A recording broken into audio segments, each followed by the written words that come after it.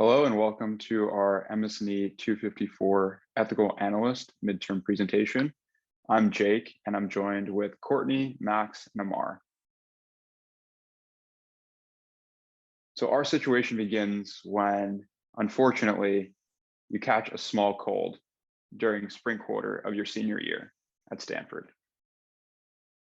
You go get tested and your COVID test comes back negative, so you know it's not COVID. There's a big party this weekend, it's senior spring, and you're really excited to go and have fun. But you're sick, and it's not a big sickness, but you just have the common cold. And the question is, do you go? And do you risk getting other people sick? And how do you weigh that against you wanting to have fun, enjoy your time, be with your friends, etc.? And so today we're going to go through 5 different lenses of looking at this situation and how we might apply some ethical thinking to make this decision.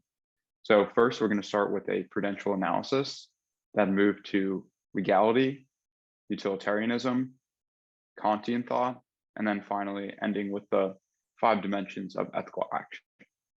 And so with that, I'd love to dive right into prudential analysis. So prudential analysis is really concerned with how you feel, really caring about yourself.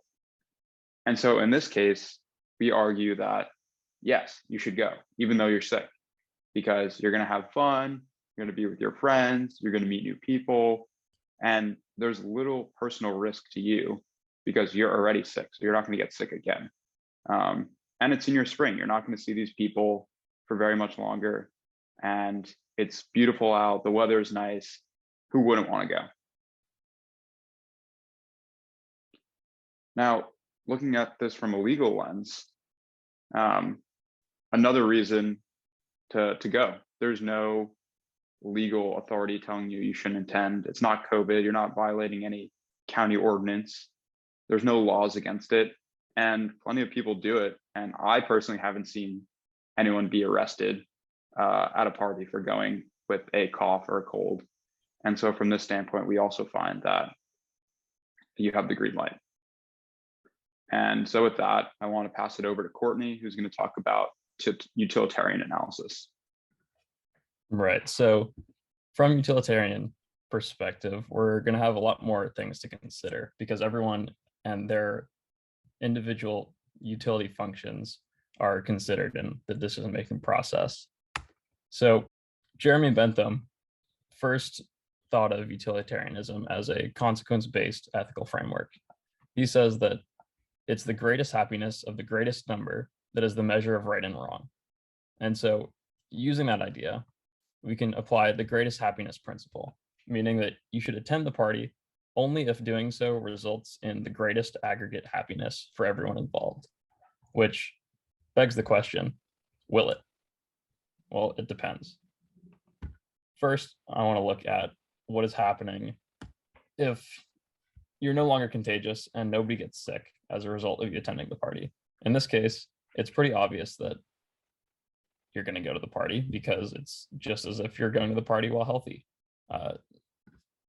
So you're going to go.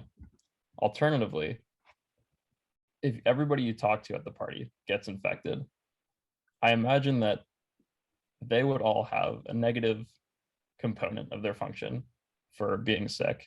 And you would probably not like to see your friends get sick.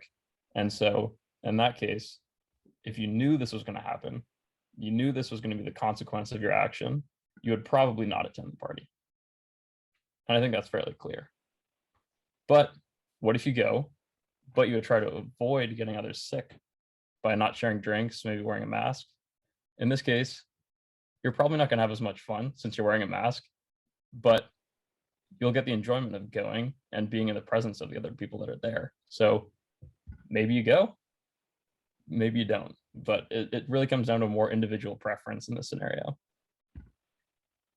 Additionally, if you really want to go and your utility is vastly greater than the disutility of somebody getting infected, you still might go, but there is a point at which if one person gets sick, maybe you would go. But if two people get sick, then you decide not to. So where that point lies varies from person to person and from group to group.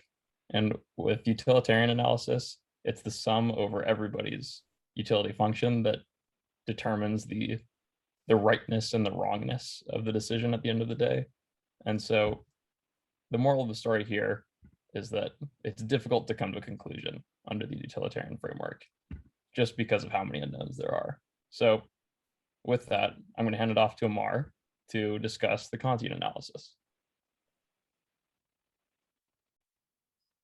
Thanks, Connie. So I'm going to look at the scenario through Kantian analysis. So this was first proposed by Immanuel Kant. So his framework was more based on action-based ethics. So he believed that it was more about the act itself rather than the consequences, which I feel is a bit like applicable in this scenario, especially as Courtney said, it's hard to know what the consequences of our actions will be, whether we will infect a lot of people, whether we won't infect anyone, whether it'll be one or two people. So in Kant's framework, it's more about the action itself. So he said that we will act only according to the maxim whereby you can, at the same time, will that it should become a universal law. So essentially, would we want to make our action, or would we want to will every single person to do this action that we're thinking of taking? So he worked with a categorical imperative, which is a rule or conduct that is unconditional or absolute for all agents. So in this scenario, our categorical imperative would be that everyone must attend the party if they have a cold. So the question that we have to answer is, would we want to will every single person to attend the party if they have a cold? And we've come to the conclusion that we would not want to do that, seeing as though it's more action-based. We think that if every single person were to attend the party if they had a cold, that it would cause a lot of harm, and just the action itself of coming to a party knowing that you have a cold would be unethical in Kant's framework. So with that, I'm going to pass it on to Max to talk about the dimensions of ethical action. Perfect. Thank you, Ammaar. So yeah, my name is Max, and I'll be taking us through the dimensions of ethical action. And the way that we can think about this is looking at the constituents of unethical behavior as we went through in class. And the 5 pillars of that are lying, stealing, harming, coercion, and imposing risk. So we'll look at these one by one, and we'll start with lying. So is the act of going to the party when we know that we have a cold or are sick, is this in any way lying? And in our analysis, we argued that this isn't lying. We are making our intentions very clear by going to the party, and people implicitly understand that we are sick based on our symptoms of coughing and sneezing. So we would argue that we're not lying. Now, looking at stealing, are we stealing anything by going to the party? And once again, here we'd argue no, we don't really think stealing applies in this situation. So we are good on that front. Now, looking at harming, are we harming anyone by going to the party knowing that we're sick? This one's a little more interesting, but we'd argue that the act itself of going to the party is not causing any harm. There might be indirect harm involved with people getting sick as a result of us going to the party and us transmitting the cold or the virus to them. But we will come to that in a little bit, but the act itself of attending causes no harm. So we think we're good on that front. Now, moving on to coercion, is there any coercing involved? We would argue that we're also good here. We don't really think that coercion applies in this situation. So we're good on that front. Finally, is our being at the party, is it imposing any risk? This one we would argue that we are imposing risk. And this kind of manifests itself in a couple of different ways. So the primary risk that we're imposing is we know that we are sick to some degree, and our attendance at the party would result in us exposing everyone to our illness and potentially getting at least one person sick at the party. So that is a risk involved. Another further risk is that although we, as the omnipotent people that we are who made the problem, we know that we have a cold, but they don't know that they have a cold. They know that they tested negative for COVID. So there is a possibility that it could be a false negative and we actually do have COVID. So that would be another layer of further risk that we would be imposing on everyone at the party. So we'd argue that, yes, we are imposing risk here. And as a result of us not fulfilling that category, we can say from this analysis that we would be acting unethically by attending the party because we broke one of the pillars. So that is our last framework. So I will hand it back over to Jake to walk through our conclusion. Thank you, Max. Yeah, so just in summary, we first looked at prudential analysis and came to the conclusion that, yes, you do want to go to the party.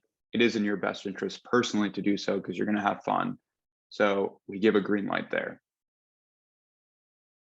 Legally, there are no laws preventing you from going to the party.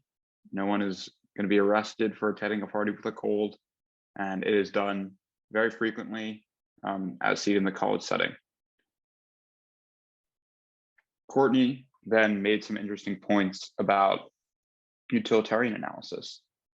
If we look at the total happiness of the group, if we really want to go and think we're going to have a great time and we have so much fun, even though we have a cold, does that outweigh the disutility of people getting sick? It's unclear. It really depends. And if we can go, if we wear a mask, if we don't share drinks, and we prevent people from contracting our cold, does that change the equation? Utilitarianism would say, yes, that does change the situation quite drastically because the consequences are different. However, because there is an incubation period of any illness, you're never really going to know the consequences of your actions because the people will disperse. They're going to go back to their dorm, their other community, and they might get other people sick. There are just too many unknowns for us to make a true determination on the utilitarian front. Ammaar talked to us about Kantian analysis and just the action of going to a party while sick, we argue, is unethical because you are, as Max will say later, imposing risk on others, and you wouldn't want other people to go to a party while they were sick. Like, I cannot imagine enjoying myself in a room full of people coughing up a storm and sneezing all over the place. Like, that is just not something that I would desire, and I hope people feel the same about that. And then finally, Max, as I alluded to, talked about the dimensions of ethical action and how by going to a party while sick, you're imposing undue risk on other patrons of the event who may be contracting a cold and spreading it to others. And we, for that reason, determined that it is unethical in that framework. And so in conclusion, we just want to say that it's up to you. We've all been there in a similar situation. And we just hope that these frameworks will help you make a choice and provide a more nuanced analysis of thinking about these choices in the future. Thank you, and have a great day.